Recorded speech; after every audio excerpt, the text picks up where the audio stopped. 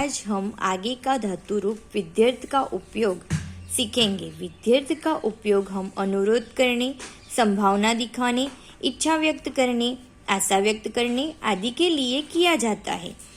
विद्यर्थ परस्मय पद। विद्यर्थ परस्मय पद के प्रत्यय पुरुष एकवचन, द्विवचन, बहुवचन। प्रथम पुरुष इयम, द्विवचन इव, बहुवचन इम। द्वितीय पुरुष ईसः, द्विवचन इतम, बहुवचन इत। तृतीय पुरुष इत, द्विवचन इताम, बहुवचन इर्यु। विद्यर्थ के रूप निर्माण की प्रक्रिया निम्नलिखित है। गण प्लस गण चिन्ह प्लस विद्यर्थ प्रत्यय इक्वल टू विद्यर्थ रूप। प्रथम गण वद वत्ता अ वत्ता इत इक्वल टू वदेत।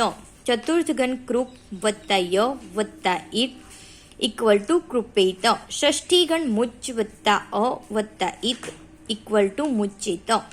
दस गण कथ वत्ता ऐ वत्ता इत इक्वल टू कथेत। इसी प्रकार हम वद धातु के रूप बनाएंगे। वद यानी कि बोलना। इस प्रकार हम वद के परस्मय पद प्रत्यय लगा के बना सकते हैं। वदेयम, वदेव, वदेम, वदेह, वदेतम, वदेत, वदेत, वदेताम, वदेर्युः। इसी प्रकार हम कृप, मृच, कथ धातु के रूप भी बना सकते हैं। अब हम विद्यर्थ आत्मनेपद देखेंगे। आत्मनेपद के प्रत्यय पुरुष एकवचन, द्विवचन, बहुवचन। प्रथम पुरुष ईर्य, द्वितीय पुरुष इवहे, बहुवचन इमहि। द्वितीय पुरुष इत्था, द्विवचन इयाथाम, बहुवचन इध्वम।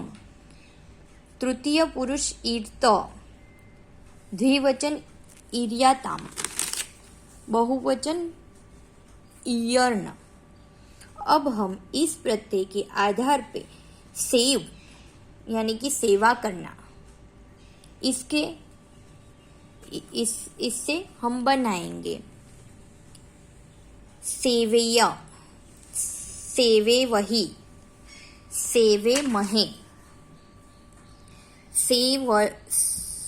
सेवे था, सेवे याथाम, सेवे ध्वम, सेवेत, सेवे याताम, सेवेर्न।